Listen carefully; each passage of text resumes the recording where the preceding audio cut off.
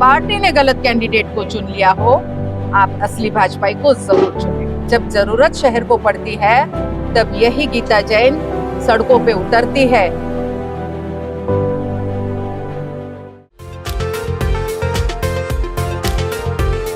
दोस्तों आज जो है एसके स्टोन ग्राउंड में विधायक गीता भरत जैन की महासभा संपन्न हुई है। एसके स्टोन में जो जनसैलाब उनके लिए समर्थन में आया था, आप देख के हैरान हो जाओगे। इतना जननिर्धार जो है, इतना जन समर्थन जो है विधायक गीता जैन के सभा को, महासभा को मिला है। इस पूरे सभा के बारे में उन्होंने क्या कहा है, क्या क्या मुद्दे जो है लोगों के सामने लाए हैं, किस प्रकार से लोगों से अपना समर्थन मांगा है, आइए सुनते। मैडम क्या कहेंगे, क्या संदेश देंगे? आज आपने इसी मंच पे विरोधियों पे हुंकार भरी है, तंज कसा है। देखिए, विरोधियों के पसीने छूट रहे हैं और उन्हें मेरी जीत साफ दिखाई दे रही है और इसलिए वो अब और कुछ न कुछ नया नया करने की कोशिश कर रहे हैं। हर रोज एक नया लेटर लेने की कोशिश कर रहे हैं। आज मेरे मंच पे सभी मंडलों के, संघों के प्रमुख बैठे थे। तो लेटर ज़्यादा इम्पोर्टेंट है या उनका यहाँ आके मुझे समर्थन देना ज़्यादा इम्पोर्टेंट है, वो तय कर लें और इसीलिए और पसीने छूटेंगे। दूसरा, बार बार ये लोगों को भरमाने की कोशिश कर रहे, कटोगे बटोगे लूटोगे। अरे बाबा, आप अगर कट गए बट गए, मैं तो हमेशा से आह्वान करती हूँ कि 2019 में जितने भी लोगों ने ये गलती की थी, 65,000 लोगों ने अपनी छोटी सी एक मिसअंडरस्टैंडिंग उनको हो गई थी, भ्रम हो गया था और उन्होंने पार्टी के प्रेम में, उनको नहीं मिला था, वो पार्टी के प्रेम में दिए गए वोट जो उनको मिले थे, मैंने उनसे अपील की कि आपकी बार वो गलती ना करें। श्यामा प्रसाद मुखर्जी ने कहा है कि जब जब कोई मजबूरी में पार्टी गलत कैंडिडेट को चुनती है तो जनता का फर्ज ये होता है कि पार्टी की गलती को सुधारे। और वही अपील मैं आज आप सबसे करना चाहती हूँ कि भले ही पार्टी ने गलत कैंडिडेट को चुन लिया हो, आप असली भाजपाई को जरूर चुनें। मैडम, उनका कहना है कि गीता भरत जैन को अगर वोट देते हैं तो वोट मुजफ्फर को जाएगा, तो क्या है इसका? 2019 में तो नहीं गए, ये भ्रम है। मैंने कहा ना, वो डर गए हैं। तो किसी न किसी तरह वो चाहते हैं कि लोगों को भ्रमित करें और हमारी भोली जनता भ्रमित हो जाती है कभी कभी। लेकिन आज मैंने उनको समझा दिया है कि ऐसा कुछ नहीं होने वाला। 2019 में भी यही स्थिति थी, तो 2019 में गीता जैन को चुन के आपने भेजा था। 2024 में कुछ और नहीं होने वाला।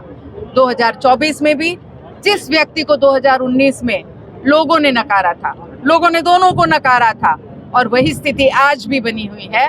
लोगों ने दोनों को नकारा है और मैं बहुत बड़े जय श्री राम, जय श्री राम। मैडम, उन्होंने कहा है कि हिंदू शेरनी अपने आप को कहती है, इन्हें जंगल में जाना चाहिए, क्या जवाब देंगी आप? जब भेड़िए शहर में आ जाते हैं तो शेरनी का काम होता है कि उन भेड़ियों को खत्म करने के लिए वो भी शहर में आए और इसीलिए मैं आई हूँ। जय श्री राम, नारे को नया नगर में ले जा रहे हैं, जय श्री राम बोल रहे हैं और उन्हें उनकी मंशा है कि मैं हिंदू परिवार में क्यों नहीं पैदा हुआ। देखिए, कैसा है कि ऐसा उन्हें सिर्फ और सिर्फ 4.5 साल बाद लगता है, जब जब उन्हें हिंदू के वोटों की जरूरत होती है। वो भ्रमित करते हैं लोगों को कि आइए, मैं भी तो हिंदू ही हूँ, मैं भी हिंदुत्व को मानता हूँ। तो मानता हूँ तो मैं पूछना चाहती हूँ कि क्यों नहीं उस समय उतरे हमारे ध्वज की रक्षा करने के लिए। आज जिस ध्वज को वो फहरा रहे हैं गर्व के साथ, 22 तारीख को उसका अपमान किया जा रहा था, हमारे बहनों का अपमान किया जा रहा था, हमारे धर्म का अपमान किया जा रहा था, तब वो कहाँ छुपे हुए थे? मैं दोनों को पूछती हूँ। दूसरे भी थोड़े दिन बाद बाहर आए, बिल से बाहर आए, थोड़ा सा डर कम हुआ कि शेरनी ने काफी कुछ कंट्रोल में कर लिया है, तब ये गीदड़ वापस बाहर आके कहते हैं कि हम अमन शांति यात्रा करेंगे। तो मैं पूछना चाहती हूँ कि भाई, जब जरूरत शहर को पड़ती है तब यही गीता जैन सड़कों पे उतरती है, चाहे वो कोविड का समय हो, चाहे हमारे सनातन धर्म की रक्षा का बात हो, काम तो गीता जैन ही करती है। और उत्तन के दरगाह के बारे में क्या प्रकाश डालेंगे? देखिए, उत्तन के दरगाह में आपको पता है कि वहाँ बार बार पकड़ा गया है उस वहाँ सुरक्षा के लिए हमारे खतरा है।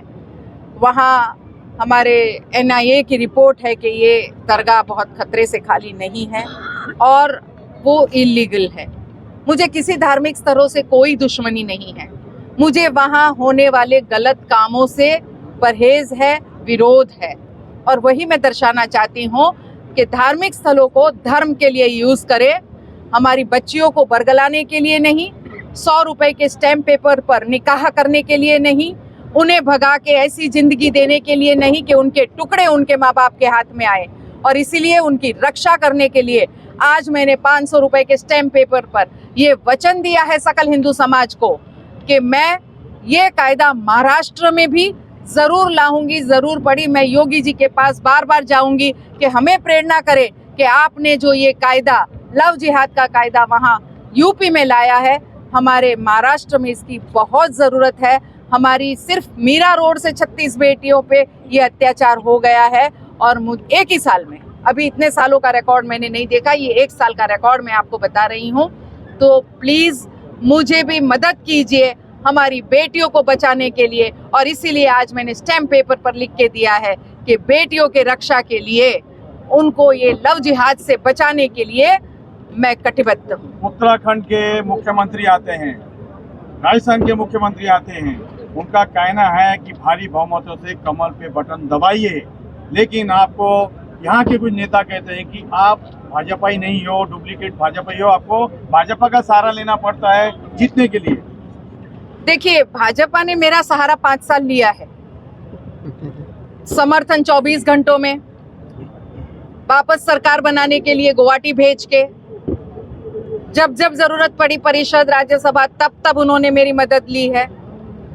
तो असली भाजपाई जो बिना शर्त हर बार अपनी पार्टी के पास खड़ी है, कंधे से कंधा मिला के हर जरूरत पर मैं अवेलेबल रही हूँ, तो असली भाजपाई मैं हूँ। या लोकसभा में जो इस्तीफे का नाटक देके पार्टी पे दबाव ला रहे थे, मोदी जी के दिए हुए कैंडिडेट को अस्वीकार कर रहे थे, वो असली भाजपाई है या हर हमेशा पार्टी के लिए खड़ी रहने वाली ये गीता जैन असली भाजपाई है? ये मैं पूछना चाहती हूँ लोगों से। जितने मंत्री आ रहे हैं यहाँ पर, बड़े बड़े मंत्री आ रहे हैं, उनको क्या संदेश देंगे? एक व्यक्ति को जिताने आ रहे हैं और आप अकेली यहाँ पे मैदान में डटी हुई है। देखिए, उन सभी का आदर है, इस शहर में मैं सभी का आदर करती हूँ, उनका वेलकम करती हूँ, आए बिल्कुल खुशी खुशी आए।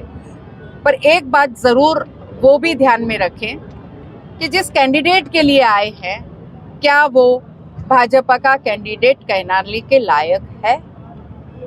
क्या उनका इतिहास देख के, उनका गुनाहित इतिहास देख के, उन पे लगे गुनाहों को देख के आपको हिचक नहीं होगी कि हम किसके लिए बोल रहे हैं? और इसीलिए शायद वो नाम लिए बिना सिर्फ पार्टी का नाम लेते हैं, ताकि स्मृति जी ने तो डायरेक्टली कह दिया कि व्यभिचारी भ्रष्टाचारी को वोट नहीं देना है। तो फिर इनका इशारा क्या था कि ये जो सच्चा भाजपा यहाँ खड़ा है, गीता जैन, उन्हीं को वोट दीजिए। दोस्तों, जैसे कि विधायक गीता जैन ने जो है अपने महासभा में विरोधियों के छक्के छुड़ा दे, ऐसी बातें जो है, ऐसे मुद्दे जो है जनता के सामने रखे हैं, जनता को ऐलान किया है कि जो जो बातें हैं, जो जो 9 वचन उन्होंने 2019 में दिए थे, वो 9 वचन उन्होंने पूरी तरीके से पूरे किए हैं, ऐसे भी कहा है। उसी के साथ साथ आने वाले 5 सालों में वो किस प्रकार से मीरा भाईंदर का विकास करेंगी, किन किन मुद्दों पर काम करेगी, ये भी बात उन्होंने कही है। आने वाले 23 तारीख को पता चलेगा कि किस प्रकार से विधायक गीता जैन के बल्लेबाज ये चिन्ह ने किस प्रकार से विरोधियों के छक्के छुड़ाए हैं या नहीं, ये तो आने वाले 23 तारीख को पता चलेगा। फिलहाल आपको क्या लगता है, हमें कमेंट कर जरूर बताइए। वीडियो जर्नलिस्ट दर्शन भाटकर के साथ मैं साइली के MB लाइव।